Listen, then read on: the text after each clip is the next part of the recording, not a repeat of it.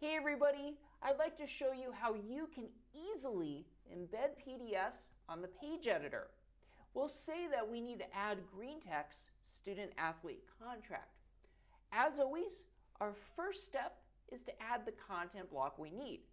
We follow the same steps we always follow. We take our mouse, we bring it inside of an existing content block. Remember, how you'll know that you're inside of a content block is you'll have this blue outline surrounding it. Then you right-click, and depending where you want your new block to go, you can choose either Insert Above or Below. I select Insert Below. Now the Embed PDF block is at the bottom of this window. I scroll all the way down, and I see the block that I want to add. I add it just by clicking on it. We're now ready to add our student-athlete contract.